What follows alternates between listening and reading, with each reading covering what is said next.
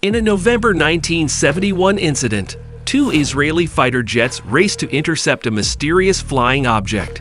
The F-4 Phantoms are fast, but not fast enough to be the best fighter jets in the world. That Mig-25 is the target of their pursuit. A plane can reach such great heights and speeds that it can evade any air defense. For almost 10 years, Western intelligence will be at a loss to explain the Soviet Union's Mig-25. The intercontinental bomber was a new type of weapon introduced in the early Cold War years, a nuclear-capable plane with the range to hit almost any target on Earth. The first American intercontinental bomber was not only the farthest flying aircraft of its kind, but also the highest and fastest. Furthermore, it ushered in a decade-long trend of developing increasingly powerful and speedy strategic bombers. In an effort to counter this threat, the Soviet Union developed ever more advanced fighter interceptor aircraft. By the late 1950s, however, Soviet spies knew that the United States was working on a cutting-edge bomber that would be able to reach speeds and altitudes that would render the Soviet Air Force largely obsolete. The XP-70 was so cutting-edge that it would have been impossible to construct even a few years ago. However, the Americans hoped to have the bomber operational in a relatively short amount of time. Soviet leaders immediately began to panic. With only a few years to prepare for the arrival of the B-70 and its incredible performance, the Soviet Union would have to rush the development of a new interceptor. It needed to be as quick as Soviet innovation could make it, and created in a rush. However, hundreds of the new jet would need to be mass-produced so that the country's vast airspace could be protected. The Mig-25 interceptor was the Soviet Union's response, designed to use overwhelming force to defeat its enemies. Engineers would need to give the MiG incredibly potent motors if it were to catch the XP-70.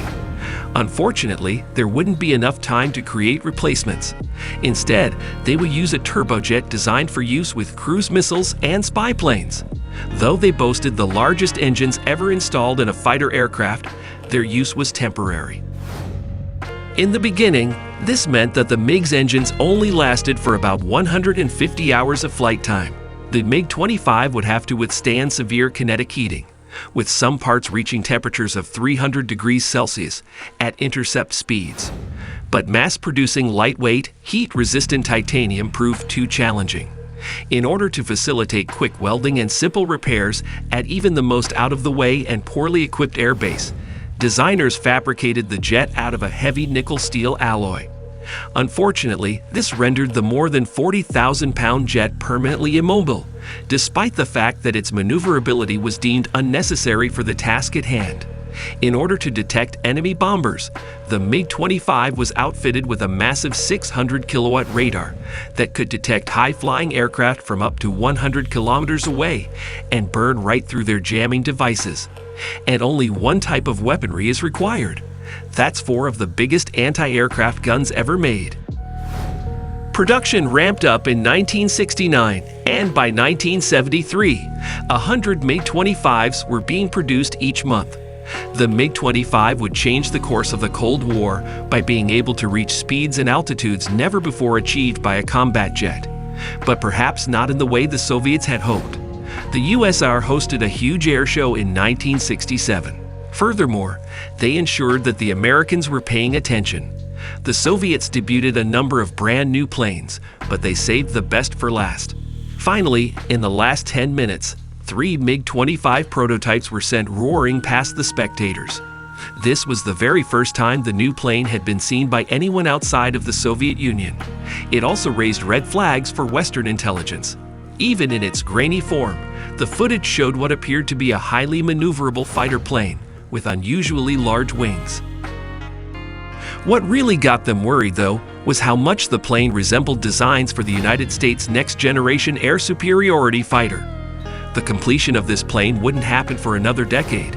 Military strategists in Washington scratched their heads, trying to fathom how the Soviets had made such rapid advancements.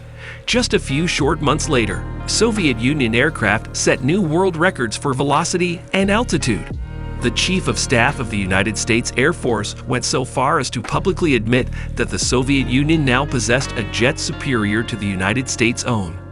Due to the perceived threat posed by the unknown new jet, the United States significantly raised performance targets for its next-generation fighters. On the other hand, for a long time, the Americans were on the verge of a panic for lack of information. It wasn't until 1971 that Israeli radar controllers caught another glimpse of Mig-25s flying over the Sinai Peninsula. Over 20 kilometers in altitude, the jets were clocked traveling at over 2.5 times the speed of sound. They even caught one of the MiGs going faster than Mach 3. However, the jets were flying so swiftly and high that no fighter could ever hope to catch them. Despite Western intelligence's best efforts, the Mig-25 remained a mystery for over a decade. However, that was about to alter in the most momentous of ways. Surprising everyone, on September 6, 1976, a top-secret Soviet Union jet appeared over northern Japan. A dramatic crash landing followed, with the plane nearly colliding with another plane and skidding off the end of a runway at a busy commercial airport. For most Westerners, this was their first look at a Mig-25. Curious onlookers gathered, but nobody could explain the object's appearance. The MiG was flown by Viktor Belenko, a 29-year-old pilot. He was quickly apprehended and interrogated, where he claimed he had fled the Soviet Union for the United States. With Western intelligence still scratching its head over the Mig-25's mass production, it's clear that the jet's popularity isn't based on any solid evidence. The interceptor would only have to watch out for a small number of reconnaissance planes. The same media outlets that spread false rumors about a Soviet superplane now openly ridiculed the MiG as a poorly constructed weaponless paperweight. A substandard plane that highlighted the Soviet Union's technological lag. The Soviet leadership was livid over Belenko's defection, so they demanded that he and the stolen MiG be returned to the Soviet Union.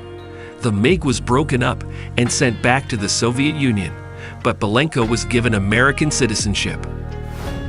Engineers in the Soviet Union worked around the clock to update the Mig-25 after discovering its severe flaws. The Mig-25 has been upgraded with newer, more powerful engines, a more accurate look-down radar, and a wider selection of missiles that can be deployed. Meanwhile, once the jet's design was no longer a state secret, older models were shipped abroad.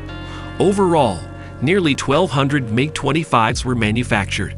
Even after more than half a century, the Mig-25 remains the world's fastest fighter plane, a plane capable of breaking 29 existing records. Thank you for watching our video. Please like and subscribe to our channel if you want to see more thrilling warplane documentaries.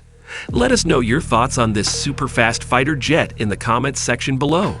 Also, let us know which Soviet jets would you like to see in our next video. Comment below.